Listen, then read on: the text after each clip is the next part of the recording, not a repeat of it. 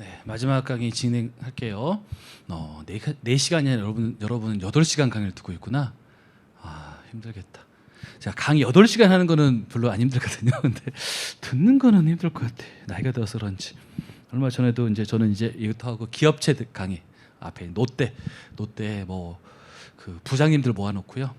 M&A 강의 M&A 아시죠? 기업을 사고 파는 거. 그래서 그런 강의를 했었는데 저는 괜찮은데 힘들어 하시더라고. 대신 뭐 일 안 하고 이제 강의만 이렇게 한 그런 게 있더라고요. 이제 끝나고는 제가 오랜만에 정말 오랜만에 제가 아까도 얘기했었지만 얘들이 많아가지고 제가 장모님이 같이 있긴 한데 2명 갖고는 안 돼요. 2명 갖고 있어. 2명이 보면 장모님 얼마 전에 내려가시고 둘이 봤거든요. 그러면 저녁밥 먹기 정말 힘들어요. 3명이면 힘들어요. 근데 오랜만에 오늘 친구를 만나는데 그 친구 같은 경우는 잠깐 소개하자면 그 사법고시를 준비하다가 1차 시험을 합격하고 2차 동차하다가 유예가 떨어졌네.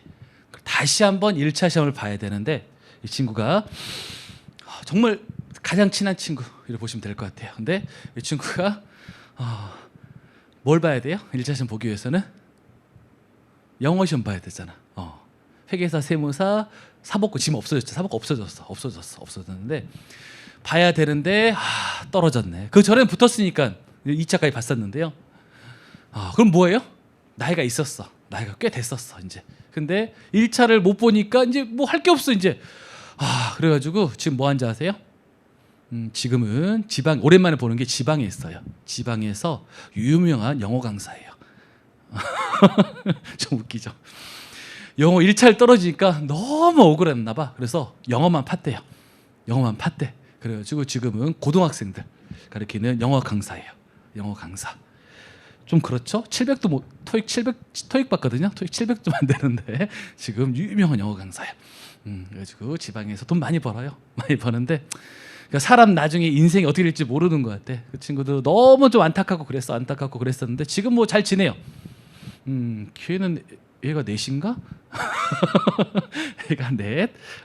동갑인데 다들 늦게 결혼해가지고 얘도 늦게 있고 하는데 아무튼간 그렇습니다. 그다음에 이 공부하는 학생들 보면은 그 눈빛을 보면은 뭔가 그 열망 이게 보이더라고. 제가 이제까지 학원에서 강의했던 제자 중에서 그 세무 공무원을 하다가 완전히 그만뒀어. 퇴사했어. 2년밖에 안 했는데 자기는 너무 하고 싶었대. 자격증을 따고 싶었대요. 결국에는 그만두고 왔는데 그 친구는 정말로 뭐 책상에 없는 적이 없어요. 너무 절박해. 그 친구의 뭐가 커요? 기회병이 너무 큰 거야. 아까 얘기했었잖아요. 그죠? 세무사 이거 회계사 준비하려고 그죠? 포기하기 너무 큰 거야. 그러다 보니까 눈빛이 틀려. 정말 열심히 했고 점심시간 밥 먹고 바로 하고 정말 열심히 해가지고 그 친구 바로 1차 동차 합격하고 안타깝게 동차는 아니지만 유예까지 다 합격했는데 근데 안타까운 거는 이 친구가 뭐 혼자 돈을 아마 세무 공무원 했던 게 좀 집에 그렇게 부유하지 않아서 돈을 좀 모으려고 했나 봐. 그래서 공무원 된 다음에 돈을 모았는데 2차 공부하는 과정에서 돈이 떨어져가지고 아르바이트 하면서 2차 유예까지 붙었어요. 그래서 그 친구 보면서 정말로 그렇구나. 눈빛이 정말 틀렸고 저랑도 얘기도 많이 하고 했었는데 잘 됐어요. 정말 지금도 잘 나가고. 그런데 여러분도 지금 중요한 게 뭐냐면 우리 세무사나 이런 자격증 시험에서 가장 중요한 거는 그러니까 뭐 관련 변수죠. 뭐 하다 보니까 가장 중요한 거는 우리가 어떻게 공부하고 그죠? 어떤 전략을 짜고 이런 것도 있겠지만 가장 중요한 변수는 공부 시간이에요. 누가 몇 시간을 엉덩이를 붙이고 앉아 있는 이게 가장 중요한 것 같아요. 그래서 저도 공부할 때 힘들지만 그거에 가장 집중했던 것 같고 그런 학생들이 확실히 빨리 합격한 것 같아요. 여러분도 처음 하다 보면 힘들죠. 중간에 슬럼프도 오고 그럴 거예요. 하지만 지금 이제 얼마 안 됐는데 슬럼프 오면 안 될 것 같고요. 지금 이 시간에 마지막 우리 원가 관리하는 시간 이 시간에 하는 거 한 문제 맞추기 위해서 한번 열심히 해볼게요. 우리 아까 봤던 게 원재료 제품 T 계정이었었고요. 그렇게 해서 각각의 흐름에 대해서 우리가 알아봤습니다. 그래서 추가적으로 제가 몇 가지 설명드릴게요. 여기 보시면 원재료 매입인데요. 원재료를 살 때요. 살 때 예를 들어서 운반비가 발생했어요. 운반비가 발생하면 여기 어떻게 할까요? 여기에 더해줘야 돼요. 뭐 당연한 얘기죠. 내가 100에 샀는데 운반비가 10이면 실질적으로 110에 산 거잖아요. 그 내용 중급회계에서 배울 거예요. 이 내용 관련해서는 배울 거고, 그 다음 보세요. 우리 아까 강의할 때는 제가 여기 원재료가 90이면 90이 투입되면 직집재료가 90이라고 했었잖아요. 항상일까요? 그죠? 원재료가 투입됐으면 이렇게 돼야 되겠죠. 하지만 이런 경우도 있어요. 투입된 거는 90인데 여기에 70밖에 안 오는 경우도 있어요. 나머지 20은 어디 갔을까요? 제가 아까 설명드렸었죠. 모든 원재료가 직접 재료원가는 아니에요. 일부는요. 일부는 간접 재료원가고, 간접 재료원가 어디에 포함돼요? 바로 여기에 포함돼요. 그래서 일부가 여기 제조 간접원가로 흘러 들어갈 수도 있어요. 이러면 조금 어려운 문제. 조금 어려운 문제예요. 꽤 어려운 문제에 속하는 거죠. 이해되시죠? 하지만 이렇게 보시면 될 것 같아요. 우리 세무사 시험에서는 1차 시험에서는 90% 이상은 같은 숫자가 들어갈 거예요. 하지만 응용 문제로서 아닌 경우도 있는 적은 있었어요. 알고는 있어야 되겠다. 그래서 원재료 투입된 거는 직접 재료원가이지만 모든 원재료가 직접 원가는 아니기 때문에 간접 원가가 있을 수는 있다. 그래서 조금 어려운 표현 했었고요. 그 다음 노무원가 얘기 잠깐 해볼게요. 노무원가 얘기, 이것도 조금 어려울 수 있겠네. 노무원가입니다. 이번 달 월급 저 같은 경우는 회계법인 월급은 25일 일반적으로는요 25일 날 회사에서 월급을 지급하잖아요. 그러면 예를 들어서 7월 달이다 라고 한다면 7월 달 월급을 좀 미리 주는 거예요. 하지만 25일 아니면 10일도 있거든요. 10일 같은 경우는 예를 들어서 7월 10일이다 그러면 6월 달께 7월 10일에 주는 경우도 있거든요. 그렇다면 문제입니다. 예를 들어서 우리가 현금으로 지급하는데 우리 아까 6월 말 기준으로 했을 때 6월만 봤을 때 실질적으로 7월 10일에 지급해요. 7월 10일에 지급하는 인건비는 노무원가는 7월 달 거 6월 달 거예요. 그죠? 제가 얘기했었죠. 6월 달 거를 7월 달에 지급만 하는 거잖아요. 우리는 회계에서 발생주의를 표현하고요. 따라서 현금으로 지급한 게 예를 들어서 지급한 게 여기에 60이 있었어요. 그런데 아직 다음 달 걸 지급 안 한 게 예를 들어서 50이 있었다. 그렇다면 우리 이것까지 포함해야 되겠다라는 겁니다. 이거는 회계원리 중급회계를 조금 공부하셔야 돼요. 보통 결산 조정사항인데요. 기말에 미지급한 게 있으면 지급해야 되겠다는 표현하는데 제가 이거 한번 볼게요. 회계처리 제가 잠깐 설명드릴게요. 회계처리 일반적으로는요. 여기 급여 이렇게 회계처럼 더 싫어하던데 아무튼간 회계 올립니다. 비용의 증가 차변 급여 60이에요. 그 다음에 상대 계정 뭔가요? 상대 계정은 황윤영 선생님이 오늘 많이 열심히 하시고 있던데 차변 때문에 열심히 하시던데 상대 계정 뭘까요? 현금으로 준 거예요.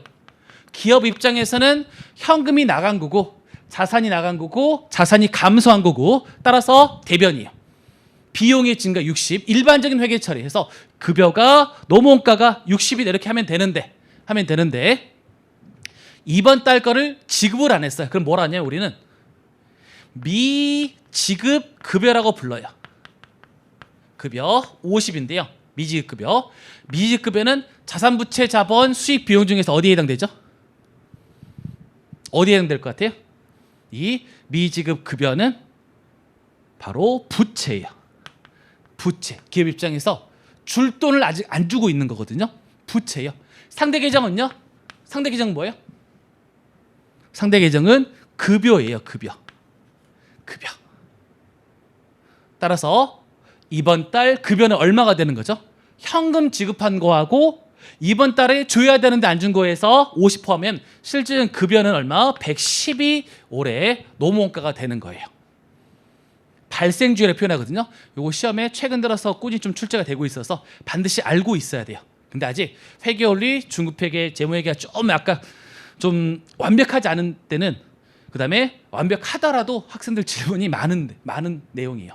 질문 꽤 하더라고요. 이걸 좀 이해를 잘 못해가지고 회계 처리를 이해를 좀 하셔야 돼요. 따라서 올해 건데 이번 달 건데 예를 들어서 가장 쉽게 여러분 기업 어떤 회사를 다니다 보면 회사를 다니다 보면 중요한 게 보너스거든요. 보너스. 삼성 보너스 작년에 많이 줬던 것 같아요. 작년에 삼성이 전체적으로 보너스를 좀 많이 줬어요. 그런 설명도 그런 뉴스에 나오죠. 뭐 회장님이 뭐 학교 갔다 온다든지 이러면은 많이 준다는 그 말이 있더라고. 그래서 많이 줬어요. 다시 한번 제가 언제 거요? 작년 거라고 했었죠. 작년 거를 작년에 줬을까요? 아니에요. 작년 거를 올해 초에 줬어요. 그죠? 그러면 올해 초에 지급한 보너스는 언제 거예요? 작년 거라고요. 작년 거. 그죠? 그런 표현이거든요. 그런 표현이야. 그런 표현. 아직 급여 안 줬어. 보너스 덜 줬지만 급여 비용으로는 넣는 거예요. 이 표현은 회계원리 우리 황인하 선생님이 잘 설명해 드릴 거예요. 그래서 좀 혼합된 내용이긴 한데, 그러니까 이거죠. 금방 제가 설명했던 건 뭐냐면, 이제는요 현금으로요. 예를 들어서 여기는 X1년이고 여기는 X2년이요. 다음 연도에 이제 현금으로 얼마? 현금으로 50 진짜로 지급하는 거예요. 상대 계정은 뭘까요? 상대 계정은 뭘까요? 상대 계정은 빚을 갚은 거예요. 여기가 미지급 급여가 되는 거죠. 미지급 급여. 뭐 회계원리가 다시 한번 여러분 뭐 무시하는 건 아니지만 제가 그랬어요. 이거 복잡하더라고. 질문 많이 하더라고. 그렇게 해서 결국에는 미지급 급여 기말에 이렇게 부채로 남아 있는 거 어떻게 하자? 더해줘야 되는 거예요. 제가 여기 지금 했던 거는 X1년도예요. X2년도 볼게요. X2년도예요. 다시 한번 급여. 예를 들어서 100. 급여. 예를 들어서 120. 현금으로 120을 지급했어요. 문제입니다. 이걸로 끝이에요. X2년도의 급여는 얼마예요? X2년도의 급여는 얼마예요? 이렇게 풀어볼까요? 조금 어려워요. 이걸 보시면 현금으로 지급한 급여는 얼마인가요? 미지급 급여 50에다가 그죠? 올해 급여 120에서요. 총 170을 지급했어요. 그럼 170이 올해 넘어온가인가요? 아니죠. 전년도에 넘어온 게 있잖아요. 그게 얼마였어요? 50. 이게 이거야. 전기에 넘어온 게 50이 있거든요. 이거는 빼야 돼요. 현금으로 지급했지만 이번 올해 게 아니거든요. 따라서 넘어온 건 얼마? X2년도에는 얼마? 120이 되는 거예요. 아니 여기만 보더라도 어때요? 미입금에는 부채의 감소고요. 현금의 감소고 급여가 바로 비용이잖아요. 급여 120이라고요. 근데 현금이 170이다 보니까 이걸로 급여를 계산하면 안 되겠다. 전기 거 넘어왔고요. 넘어왔고 그거는 제외해야 되겠다 해서 나온 게 지금 여기예요. 지금 고민하고 있어요. 3급까지 설명해야 되나 표정 보면서 이게 된 것 같아요. 이렇게 좀 이해가 된 것 같아서 좀 더 설명드릴게요. 여기 할게요. 사장님, 제가 좀 많이 어려워가지고요. 코로나 때문에 어려워가지고 가불이라고 표현하잖아요. 미리 돈 좀 주세요. 할 수 있나요? 할 수 있죠. 그럼 어떻게 되는 거예요? 그러면 회사 입장에서 예를 들어서 X1년도에 회사 입장에서요. 현금으로 예를 들어서 30을 줬어요. 30. 여기는 뭐가 들어갈까요? 급여 아니야. 이번 달 거 아니야. X2년도 건데 돈만 미리 줬거든요. 그럼 뭐라 불러요? 이거를 상급 급여 또는 상급 비용이라 불러요. 상급 급여예요. 이거는 여러분도 어렵지만 실제 실무를 가잖아요. 감사를 가잖아요. 회계팀 직원들도 다 틀려. 안 해놓고 이걸 안 해놔. 이걸 많이 안 해놔. 저희가 이제 회계감사를 나가면 하는 일이 회사가 잘못된 거 지적하는 건데 이런 것들은 100% 있어. 회사 어렵다는 거예요. 어렵다는 표현이에요. 상급 급여고요. 이거는 자산부채 자본 수익 비용자 어디에 해당돼요? 이거는 조금 어렵네. 자산이에요. 만약에요. X1년도까지 근무하고 이 회사 직원이 퇴사했어요. 이거는 언제 이거 X2년도 걸 먼저 준 거예요. 다음 년도 먼저 준 건데 퇴사했으면 이거 받아야 되는 거죠. 자산이에요. 받을 돈이 받을 돈. 그래서 자산이에요. 그런 다음에 X2년도 회계처리는요. 이거 관련된 것만 할게요. 관련된 회계처리 어떻게 되죠? 관련 회계처리는 이제 이제 X2년도 급여였거든요. X2년도 급여라고 상대 계정은요. 상대 계정은 성급 급여가 되겠습니다. 그러면 X1년도에 우리가 현금 30을 주긴 했지만 X1년도에 관련해서 급여로 처리할 비용은 얼마요? 없는 거죠. 언제? 그 X2년도 거잖아요. 이 상급 급여라는 거는 자산이었고 기말에 30만큼 남아 있어요. 그럼 어떻게 하면 여기 보시면 기말에 상급 급여가 남아 있으면 빼줘야 돼. 현금으로 줬기 때문에 이 현금 지급이 포함되는데 이번 달 게 올해 게 아니거든요. 빼줘야 되고 기초권은 반대로 해야 되거든요. 어렵네. 시험 문제 최근에 꽤 나왔던 것 같아요. 이것만 해서 문제 나오기도 하고 그만큼 실전 우리 1차랑 가깝기 때문에 어렵다. 어려운데 이해 안 된다. 당연하다. 그래서 이렇게 하시면 돼요. 제가 강의 열심히 했지만 실질적으로 이거 하나만 외우시면 돼요. 이거 하나만 외우시면 돼요. 외울 때는 제가 외우세요 하면 안 되니까 설명 다 드린 거고요. 그래서 다시 기말이 똑같은 미지급인데 기초로 바뀌면 부호 바뀌어요. 똑같은 기말인데 미지급에서 성급 바뀌면 부호 바뀌어요. 부호 바뀌는 거거든요. 하나만 외우셔도 다 외워져요. 우선 제가 이해는 했지만 올해 건데 지금만 다음 달 하면 더 해줘야지. 이번 달 거잖아. 올해 거잖아만 이해하시면요. 나머지 되니까 요거 하나만 외우시고 시험 문제 잘 나오네. 참고로 제가 금방 이거 설명드렸잖아요. 직접 노무원가 설명드렸잖아요. 이렇게 해서 발생주의가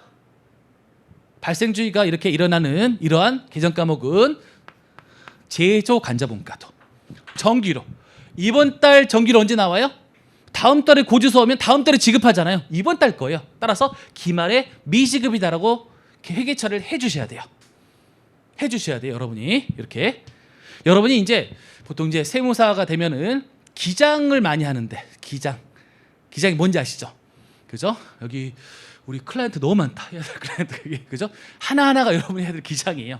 그죠? 영업 잘해가지고 해야 되는 쉽지 않죠. 그다음에 큰 회사 같은 경우 했을 때 요거를 일반적으로 회사들이 잘 못해요. 그러니까 조금 한 다음에 마무리하는 경우도 있고요.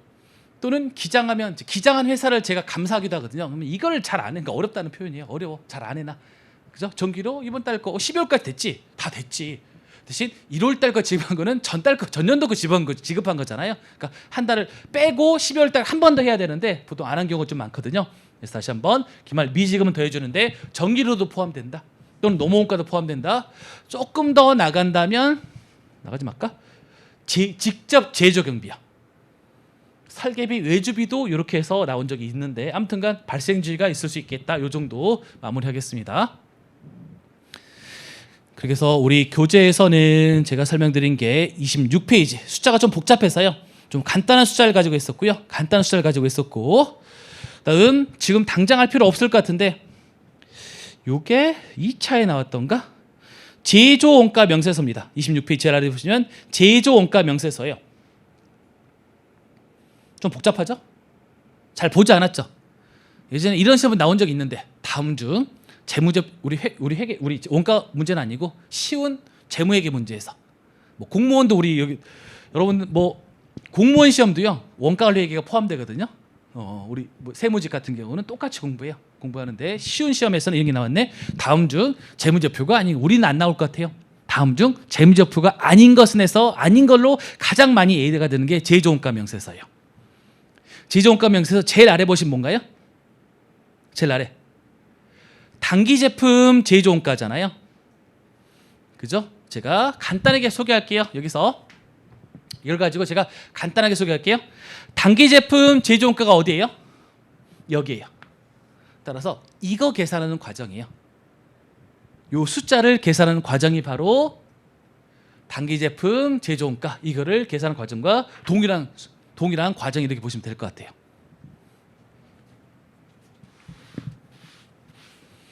제가 간단하게 숫자 교재에 있는 걸로 한번 작성을 한번 해볼게요.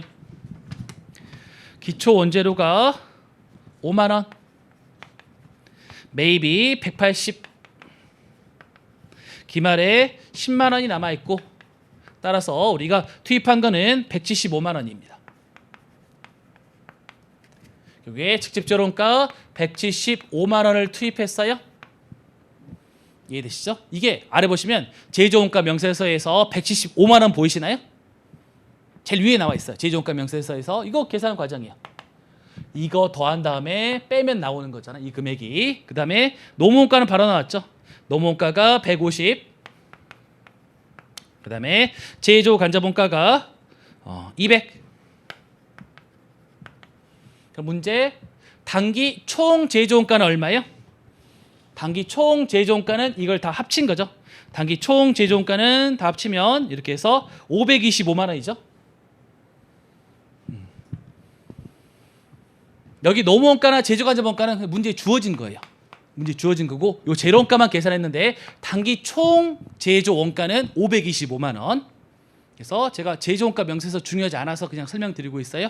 아래 보시면은 525만 원이 보이실 거예요. 이거 계산하는 과정이에요. 그런데 기초가 15만 원 있었고 15만 원. 그다음 기말이 17만 원 있었어. 그러면 다 더한 다음에 뺐더니 이게 단기 제품 제조원가가 523만 원이 나온 그 과정을 설명하고 있는 명세서 제조원가 명세서예요.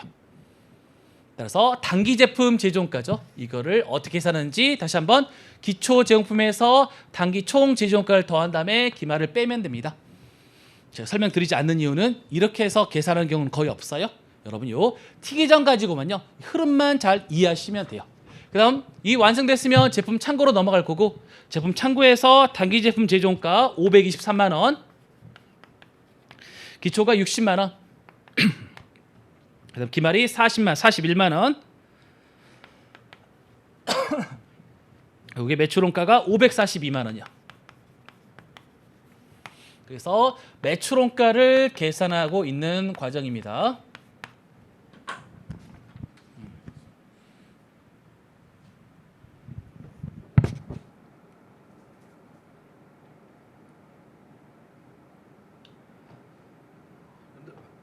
많이는 안 춥죠, 여러분들.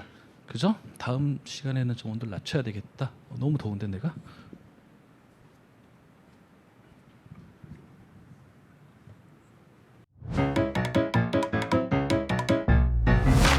에듀윌 유료 회원만의 특별한 서비스.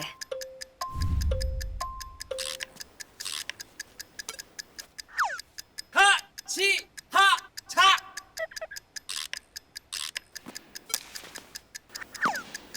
하치하차 정답! 같이 하자 친구야 에듀윌 유료 회원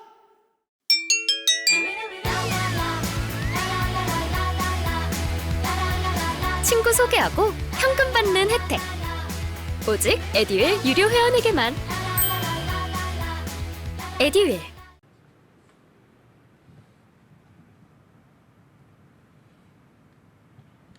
아까 제가 설명했던 내용에서 숫자만 좀 바뀌었어요.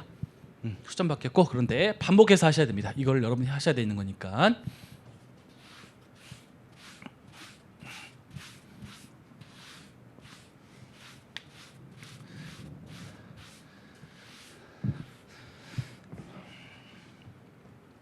제가 아까 설명드린 게 있었죠. 뭐였었죠? 이거를 합산한다 했었잖아요. 합쳐볼게요. 합친다는 표현은 뭐냐면 뭐 여러 가지가 있는데요. 그 중에 하나만 소개할게요.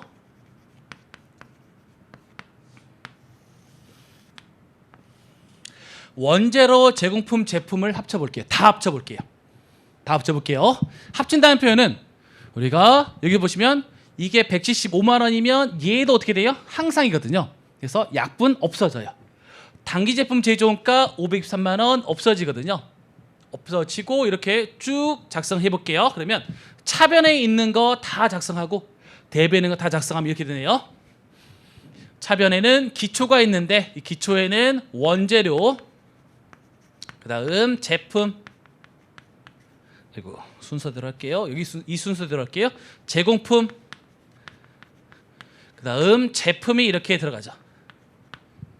지금 여기 있습니다. 여기 기초 원재료, 기초 제공품, 기초 제품 했고요. 그 다음 대변 쪽에서는 뭐 쉬운 것부터 기말, 원재료, 그 다음 제공품, 그 다음 제품입니다. 여기 보시면 기말 제품, 기말 제공품, 기말 원재료 집어넣어 볼게요. 그냥 숫자 중요하지 않으니까 5만 원, 그다음에 15만 원, 60만 원 잘 찾으셨나요? 그다음 10만 원, 17만 원, 41만 원. 그래서 잘 찾으셨나요? 그다음 남아 있는 게 뭐 있지? 원재료는 차비는 뭐가 남아 있어요? 매입이 남아 있죠.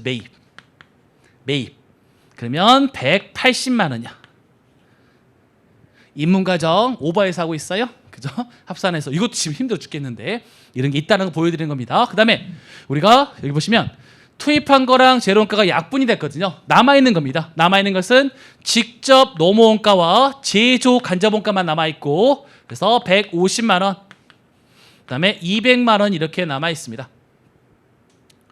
그리고 대변에는요. 이미 기말 다 했고 얘 약분됐고 얘 없어졌으니까 남아있는 건 얘만 남아요. 그래서 매출원가예요. 매출원가가 542만 원이 있습니다. 해서 시험 문제는요. 매출원가는 얼마입니까? 이렇게 물어보네. 합산하면 좀 더 빠르죠.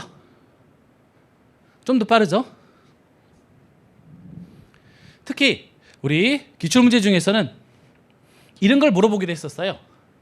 예를 들어서 기말 재고 자산은 얼마입니까를 물어봤어요. 그러면 우리가 이렇게 티기장을 3개 그리잖아요. 기말 재고자 몇 개 있어요? 하나, 둘, 3개가 있거든요. 이걸 다 더해야 돼. 하지만 우리가 합산된 티기장을 이용한다면 이거 하나 X 이렇게 해서 계산해도 빨리 계산할 수 있는 그죠? 그런 방법이거든요. 그래서 나중에 진짜 공부할 때는 합산된 티기장을 이용하는 거 알고 계셔야 됩니다. 또는요, 제가 3가지를 다 합쳤지만 원재료하고 제공품만 합친다든지 제공품하고 제품만 합친다든지 이렇게 해서 합산된 티계정도 3가지가 나올 수 있어요. 예를 들어 설명드린 거예요. 하지만 이렇게 전체를 가지고 합산된 거 많고 그래서 이렇게 매출원가까지 차변과 대변은 항상 같은 숫자가 나와요. 그걸 이용해서 예를 들어서 이런 금액들 하나 물어볼 수 있죠. 특히 합산된 티계정을 이용할 때요. 학생들이 가장 많이 틀린 경우는 이거예요. 왜? 어색하죠. 원래는 우리가 배웠던 게 제조원가는 여기 보시면은 재료원가, 노무원가, 제조간접원가였었는데 여기가 합산하니까 약분돼서 없어지고 매입이 들어가는 게 어색해요. 여기 많이 틀려요. 그래서 여기 주의해서 하시면 됩니다.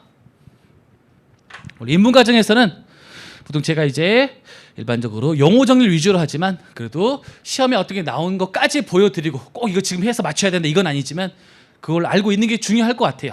그래서 내가 여기까지는 공부를 해야 되는 거구나를 알고 있고 중간에 용어 정도만 100%는 아니겠지만 지금 당장 오늘 처음 듣고 이거를 원가를 처음 들었는데 이걸 맞춘다 쉽지 않을 것 같아요. 연습이 좀 많이 필요한데 연습이라는 게 이런 문제 한 2-3문제 풀잖아요. 똑같이 나오거든요. 똑같이 이렇게 해서 숫자만 잘 집어넣으시면 되는 겁니다. 그렇게 해서 옆에 손익계산서에서 매출원가가 얼마죠? 27페이지 542만 원 찾으셨나요? 여기 542만 원을 계산하는 과정 보시면 되겠습니다. 527페이지에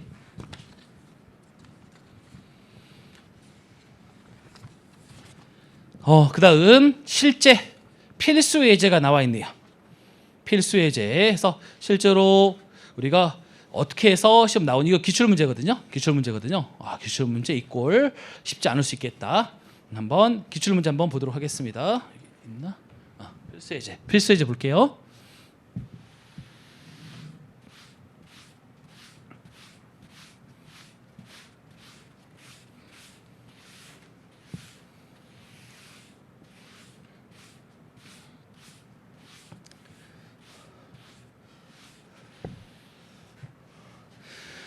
좀 걱정은 돼요. 인문과정에서 이렇게 실제 기출문제를 가지고 하다 보면은 원가 관리가 너무 어렵구나 해서 좌절할까봐 포기할까봐 걱정은 되지만 그래도 해볼게요. 그래서 천천히 자신감을 잃을 수도 있겠지만 하게 되면은 저 정도야라고 좀 쉽게 생각할 수 있을 것 같거든요. 보겠습니다. 본사와 생산 공정이야. 그래? 그러면 본사는 우리 아까 제조원가가 아니라고 했었는데 그 다음에 공장이라는 표현이 있기 때문에 제조원가. 우리 아까 원재료 제공품 제품은 다 어떤 원가요? 모두 다 제조원가만 이렇게 우리 흐름을 타는 거예요. 대안의 3월 중 재고전 자료는 다음과 같은 비용이 발생했다. 매출원가를 계산하셔야 하는 게 문제입니다. 이 중에서 여러분이 조금 어색할 만한 게 제가 아까 감독자 급여 표현했었고 요거예요. 감가상각비인데 설명을 드려야 되나요? 감가상각비. 뭐 처음에는 좀 어려운 용어인데 간단히 제가 감가상각비 소개할게요. 아주 간단하게.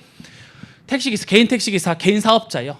신고하는데요. 신고하는데 예를 들어서 택시를 예를 들어서 2천만 원 샀어요. 나 5년 동안 쓸 거거든요. 그러면 비용은 어떻게 예상하는 거죠? 2천만 원 들고 돈 주고 샀지만 우리 발생주의잖아요. 실제로 5년 동안 수익이 발생, 돈을 버는 거예요. 5년 동안 나누어서 쪼개서 비용을 계산해야 되겠다는 게 감가상각비거든요. 그렇다면 뭐 정률법 아주 쉽게 할게요. 5년 후에는 자동차 없어진다. 그냥 폐차된다. 택시니까. 해서 5년 동안에 똑같이 n분이 나면 매년 얼마씩이요? 2천만 원, 나는 5하니까 매년 400만 원씩을 이렇게 비용 처리하는 거예요. 그걸 우리가 감가상각비로 하는 거예요. 이렇게 감가상각을 통해서 비용화되는 게 공장, 그 다음에 건물, 기계장치, 비품 등등이 있습니다. 그래서 여기 보시면 감가상각비 비용 관련해서 간단하게 설명드렸어요. 감가상각비는요 비용이에요. 비용. 간단히 소개하자면 여러분들 나중에 이제 중요할 수 있는데 감가상각비는 비용이죠. 그럼 나중에 사무소 하나 차려야지. 나중에는 그럴 수 있죠. 내가 세무서를 차렸어. 아니면 법인에 들어가더라도 똑같이 예를 들어서 근로소득자가 2천만 원 차를 사고요. 내가 세무사 사업장 하나 채웠으니까 사업소득이거든요. 그렇게 해서 차를 샀을 때 비용이 똑같이 내가 2천만 원 사더라도 근로소득자는 차 산다고 해서 세금 혜택 거의 없거든요. 거의 없어요. 그다음에 그 신용카드 공제도 거의 없어. 그냥 2천만 원 돈 주고 산 거야. 하지만 여러분이 만약에 내가 장사 잘 되는데 차를 한 대 2천만 원 주고 샀어요. 샀으면 실질적으로는요 2천만 원보다 훨씬 덜 주고 산 거랑 똑같아요. 그게 뭐예요? 감가상각비는 진짜 비용 처리해줘요. 비용이에요. 비용. 그러다 보니까 이익이 늘어요? 줄어요? 비용이니까 그만큼 이익이 줄어들어요. 비용이니까. 그죠? 근데 근로소득자는 그런 거 손익계산 작성 안 해요. 근로소득자 그런 게 아니야. 내가 월급 받은 거 그걸 거기에 대한 세금 내는 거기 때문에 손익계산 작성해서 하는 게 아니지만 여러분이 세무사업소를 하나 차렸다면 그죠? 그래서 박진우 세무사 사무실을 차렸다면 이제 하나의 사업에 대해서 소득을 내야 되고 손익계를 작성한 과정에서 감가상각비는 비용이거든요. 비용이니까 그만큼 이익이 줄어드는 효과가 있어요. 만약에 2천만 원이고 내가 뭐 돈 잘 벌어서 고소득에서 세율 구간이 30%라고 하잖아요. 그러면 실질적으로 내가 차를 얼마 주고 산 거랑 똑같아요. 그러면 매년 400만 원만큼 이익이 줄어들었잖아요. 없었으면 400만 원에 30% 120만 원만큼 세금을 더 냈어야 되는데 덜 내는 효과가 있어요. 전체 2천만 원에 30%니까 600만 원. 따라서 나는 진짜로 1,400만 원 주고 차를 산 거랑 효과가 똑같아요. 진짜예요? 진짜로. 그러니까 여러분 나중에 차 살 때 그죠? 법인 명의로 많이 하잖아요. 그건 이유죠. 송금이라고 하죠. 송금이라는 표현해서 인정되거든요. 그때 나오는 게 감가상각비. 뭐 이해했을 것 같아요. 그거 말고는 용어가 어렵지 않네. 작성해 보겠습니다.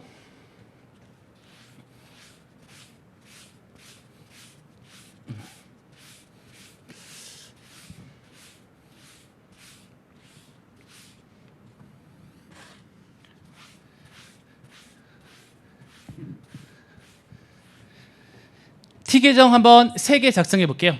T 계정 3개 작성해 볼게요. 첫 번째 이제 원재료입니다. 원재료 T 계정. 그다음 뭐 했었죠? 오늘 배운 제공품이라는 T 계정. 아직은 어색하지만 생산 공정 라인이다. 그다음 제품 T 계정입니다. 제품 T 계정. 기초 원재료 단계 매입했고 기말에 아직 투입이 안 됐고 투입이 되면은 우리는 직접 재료원가라고 했습니다. 그 다음 직접 노무원가 그리고 제조 간접원가. 기초 기말. 이때의 제공품에서의 기초 기말은 미완성이에요. 그다음 다 완성되면 우리는 단기 제품 제조원가라고 불렀죠. 단기 제품 제조원가 다 만들면 제품 창고로 넘어가고 제품 창고에도 정기에 안 팔린 거, 단기에 안 팔린 거 다 팔리면 매출원가예요.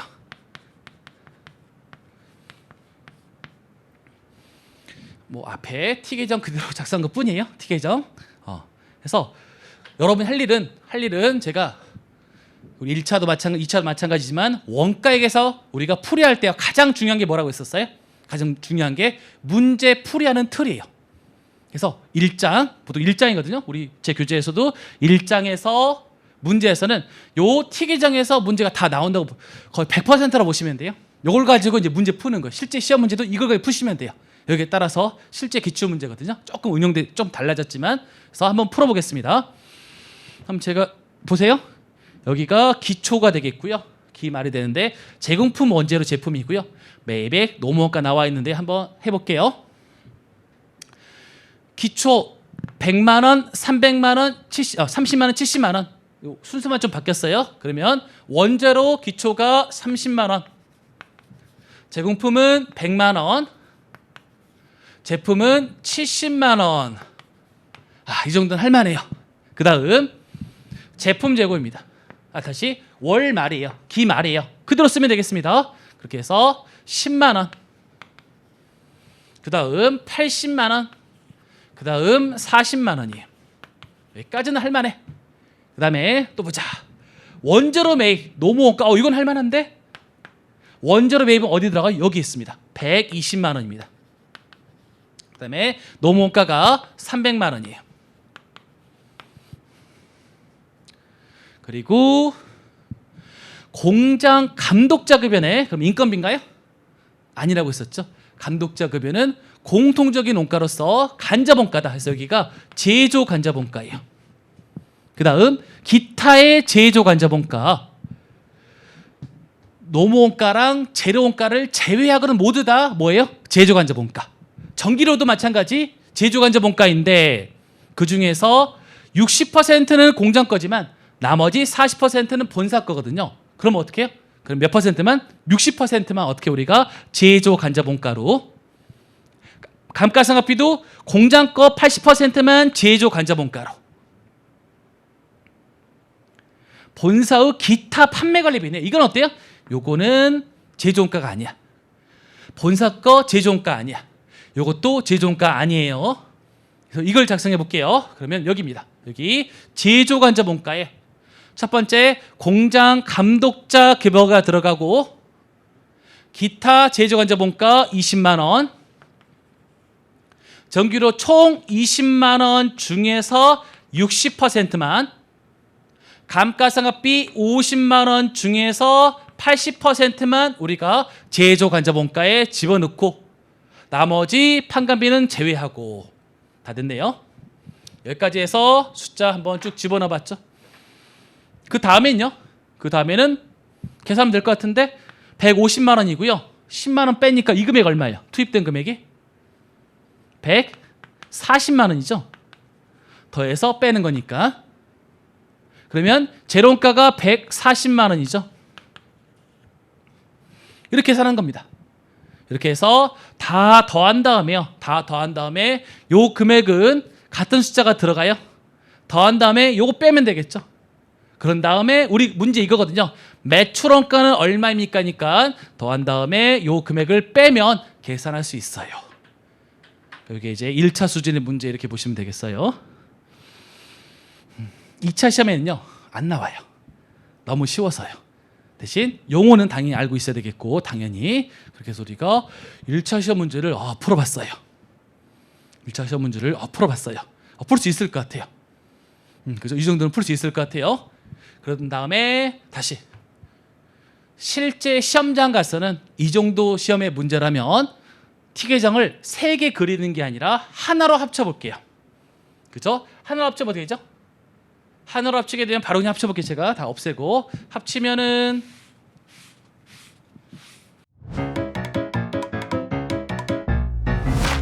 에듀윌 유료 회원만의 남다른 서비스.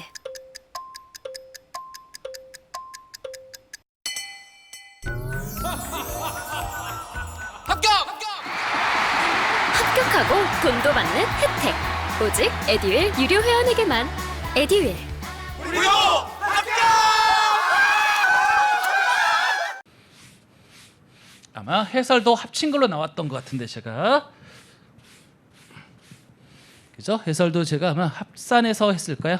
합산해서 빨리 하려고 합산된 티 계정 나와 있죠. 그래서 보시면은 이제는 우리가 원재료 제공품 제품 티 계정을 모두 합산하겠습니다. 원재료 제공품 제품 티 계정을 기초 금액은 그냥 다 합쳐버려요. 얼마죠? 200만 원이요. 그 다음 기말 금액은 다 합산하세요. 얼마죠? 130만 원이요. 혼자 하는 거 아니죠? 그죠? 200만 원 잘 따라오고 있죠?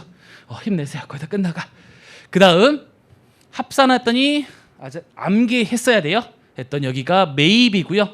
그 다음 직접 노무원가고 제조간접원가요. 그 다음 물어보는 게 X예요. 이거 매출원가를 물어봤거든요. 아까보다 많이 단순화된 것 같아. 매입 금액이 120, 그 다음에 노무원가는 300 나와 있고, 그 다음에 이거 합산한 거거든요. 그죠? 4개 있었잖아요. 그거 합산한 거야. 합산하면 얼마 나왔더라? 82만 원 나올 거예요. 여기가 82만 원, 여기가 82만 원. 됐죠? 그렇게 해서 우리가 매출원가 금액을 계산했습니다. 훨씬 빨라요. 빨라요? 제가 아까 계산기만 가지고도 할 수 있다고 했었잖아요. 할 수 있을까? 잘 보세요. 매출원가는 차변이에요, 대변이에요? 대변이죠. 대변. 기말 재고자산은 대변이에요. 우리 문제에서 대변을 물어봤잖아요. 그러면 차변을 더한 다음에 대변을 빼면 돼요. 그래서 이렇게 하는 거야.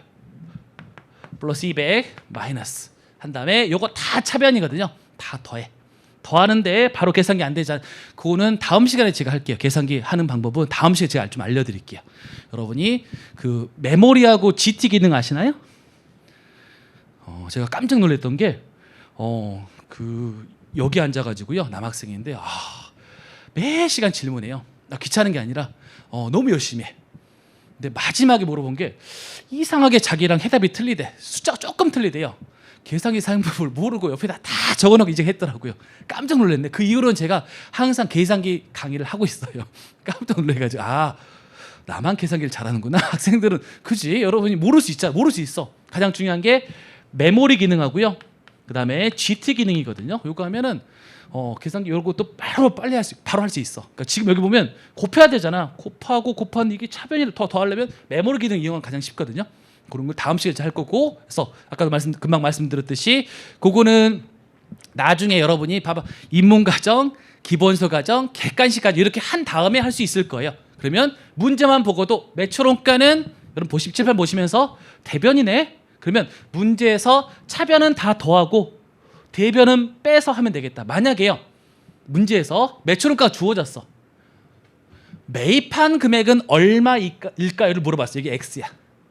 그럼 어떻게 해요? 매입이 차변이잖아요. 그러면 대변 더해. 그다음 매출원가 더해. 그다음에 나머지를 빼서 차변을 빼서 계산할 수 있는 거지. 그죠? 그래서 지금은 안 될 수 있어. 지금은 요 전체적인 원재료 제품 T 계정이 전체적으로 머릿속에 다 들어와야지만 할 수 있으니까 욕심 부리지 마시고 나중에는 내가 그렇게 해야지.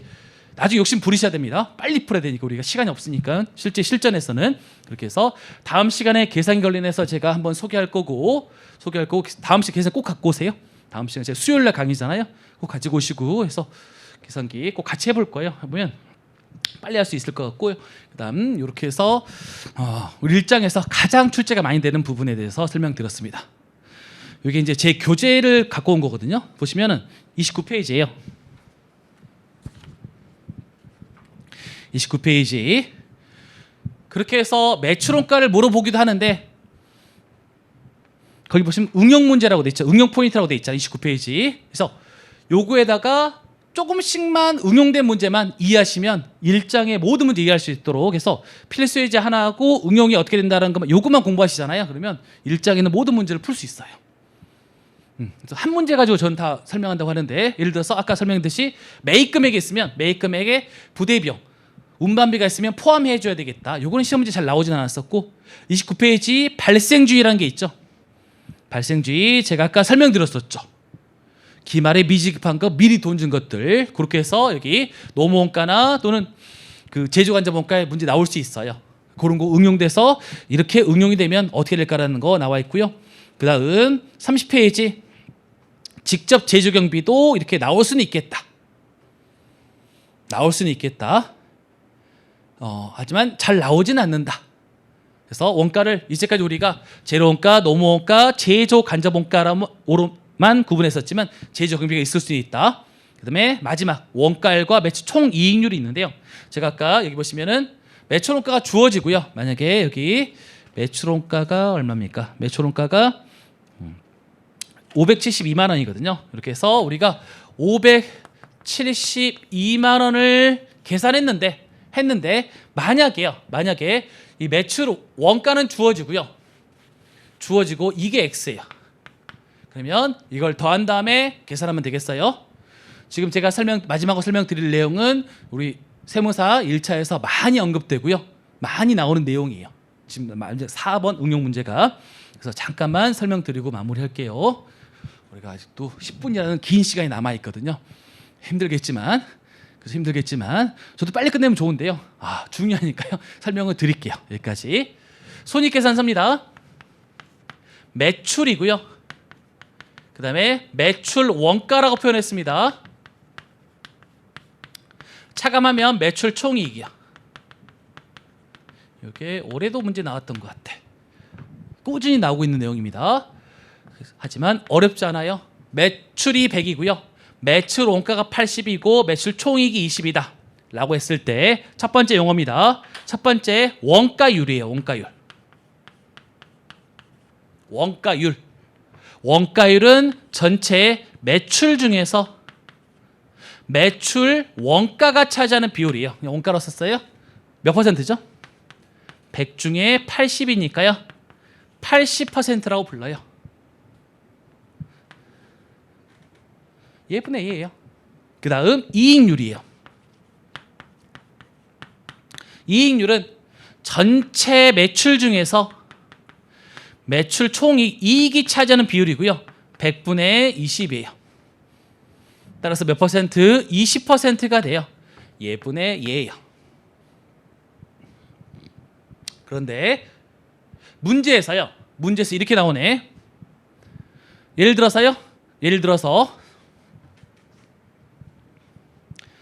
매출이 1,000만 원이고 원가율이 57.2%라 이렇게 나오면, 따라서 결국에는 이렇게 살 수 있겠다. 여기는 매출 원가예요. 여기서 매출 원가는 분자에 있잖아요.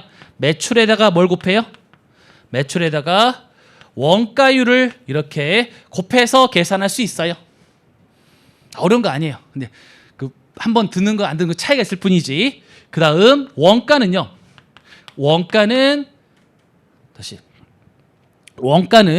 이익이네. 이익률이 나왔네. 하지만 이 두 개를 더하면 항상 얼마예요? 1이거든요. 결국에는 매출에다가 뭘 곱하면 될까요? 이익률이 나왔을 때는 1-이익률을 곱하면 원가를 계산할 수 있어요.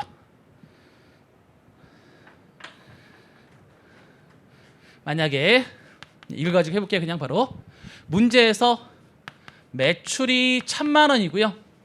1,000만 원이고 이익률이 만약에 42.8%예요. 그러면 매출 원가는 얼마죠?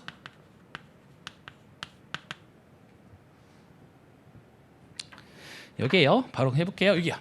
매출 원가는 매출액에다가 매출 1,000만 원에다가 뭘 곱해요?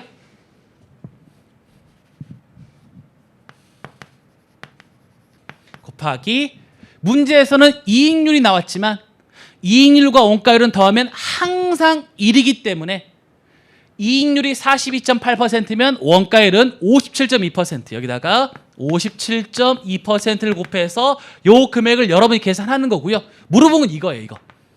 매출 원가를 바로 주면 바로 계산되지만 조금 응용해서 매출액과 이익률이 나왔을 때 또는 원가율이 나왔을 때 여러분 매출 원가를 계산해야 되는 경우가 문제에 자주 나옵니다. 그래서 뭐 어려운 내용은 아니지만 반드시 알고 있어야 되는 내용이 되겠습니다. 한 가지만 그냥 간단히 소개할게요. 그러면 우리가 원가가 80이면요. 몇 퍼센트를 더해서 또는 곱해서 우리가 매출을 계산하고 있어요. 이때 매출 다시 이익가산율이라고 불러요. 이익가산율. 잘 나오진 않지만 나오기도 해서 여기다가 곱하기 그러니까 이거죠. 우리가 원가가 80인데 얼마에 팔까라고 했을 때 여기다가 이익률 얼마? 이익률 20%인데요. 이익을 얼마를 더한다는 개념이거든요. 얼마를 더했어요? 1 플러스 얼마를 곱했지? 25%예요. 80에서 원가의 그죠? 25%를 더한 금액을 곱한 거거든요. 이때 25%를 우리는 이익 가산율이라고 불러요. 알고 계셔야 돼요. 제가 표현 안 했지만 알고 계셔야 돼요. 이익 가산율. 그래서 25% 이익 가산율 이해되시죠? 1.25를 더하는 거죠. 이건 한번 조금 어렵네. 이것만 보여드릴게요. 그냥 따라서 우리는 뭘 계산할 거예요? 매출 원가 이걸 계산할 거야. 근데 매출과 이 가산율만 나왔어요. 그럼 어떻게 계산돼요? 그러면 우리 100에서요 1 플러스 25%를 나누어서 이 원가를 계산해야 돼요. 조금 어려워진다. 지금 우리가 매출 원가를 계산하는 과정에 대해서 우리가 세 가지를 알려드린 거예요. 원가율, 이익률, 그 다음에 이익가산율이 주어졌을 때 매출과 이익가산율, 매출과 원가율, 매출과 이익가산율이 주어졌을 이익률이 주어졌을 때 우리가 매출 원가를 어떻게 계산하는 과정 이거 조금 어렵네요. 1.25 나누면 되는 거죠. 그죠? 그렇게 해서 계산할 수 있겠다. 관련해서 이익가산율도 대충 해놨구나. 30페이지까지 해서 간단하게 한번 소개했습니다. 이렇게 해서 우리가 원가 회계의 기초에 대해서 한번 알아봤습니다. 처음 들어서 또는 회계원리가 지금 막 시작해서 여러분이 좀 용어들이 좀 확실하게 개념이 잡혀 있지 않을 수도 있겠지만 원가관리회계가 그렇게 어렵지 않다는 걸 좀 알려주고 싶어요. 원가회계가 이게 가장 기본이 되고요. 기본이 되고 앞으로 우리가 할 것은 뭐 이런 거예요. 원가를 어떻게 쪼갤까? 아까 했던 제조관자본가, 가스비 그걸 어떻게 쪼갤까에 대해서 그거에 대해서 많은 시간을 우리가 투자해서 공부할 거거든요. 그 정도 할 거거든요. 그 관련해서 다음 시간에 잠깐 뭐 소개 정도 한번 해볼게요. 오늘은 여기까지 될 것 같은데